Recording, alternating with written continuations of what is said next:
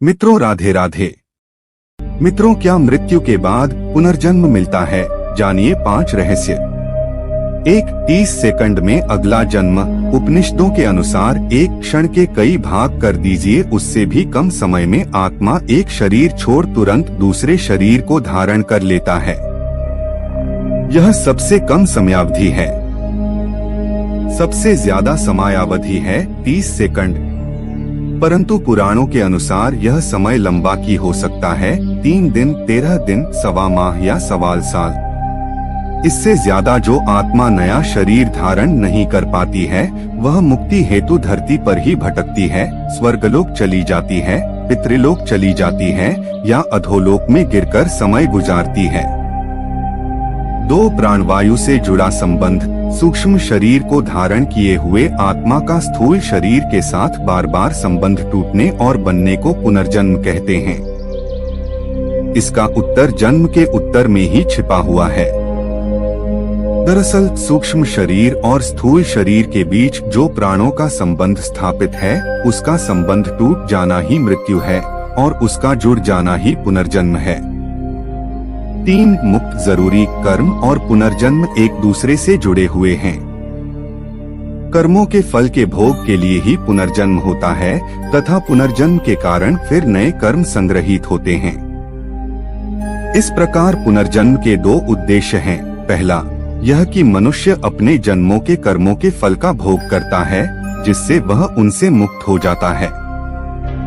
दूसरा, यह कि इन भोगों से अनुभव प्राप्त करके नए जीवन में इनके सुधार का उपाय करता है, जिससे बार बार जन्म लेकर जीवात्मा विकास की ओर निरंतर बढ़ती जाती है तथा अंत में अपने संपूर्ण कर्मों द्वारा जीवन का क्षय करके मुक्तावस्था को प्राप्त होती है।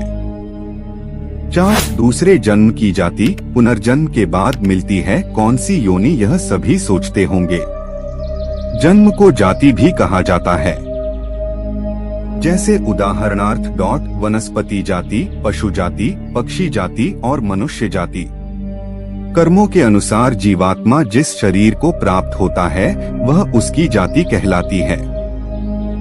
यदि अच्छे कर्म किए हैं तो कम से कम मनुष्य से नीचे की जाति नहीं मिलेगी। बुरे कर्म किए हैं तो कोई गारंटी नहीं।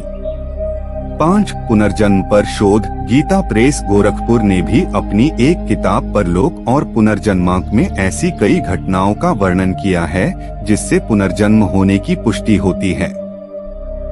वेदमूर्ति तपोनिष्ठ पंत श्री राम शर्मा आचार्य ने एक किताब लिखी है, पुनर्जन्म एक ध्रुव सत्य। इसमें पुनर्जन्म के बारे में अच्छी विवेचना की गई है।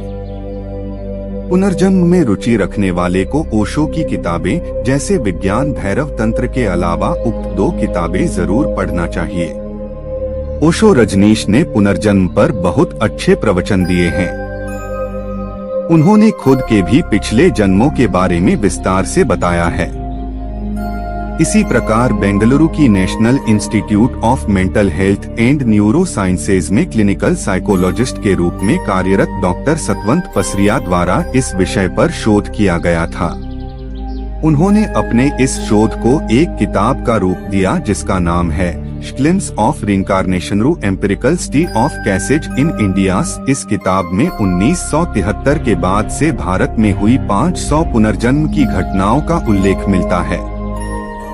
आधुनिक युग में पुनर्जन्म पर अमेरिका की वर्जीनिया यूनिवर्सिटी के वैज्ञानिक डॉक्टर इयान स्टीवेंसन ने 40 साल तक इस विषय पर शोध करने के बाद एक किताब रिइंकार्नेशन एंड बायोलॉजी लिखी थी, जिसे सबसे महत्वपूर्ण शोध किताब माना गया है। आपको यह वीडियो अच्छा लगा तो हमारे चैनल सब्सक्राइब जरूर करें।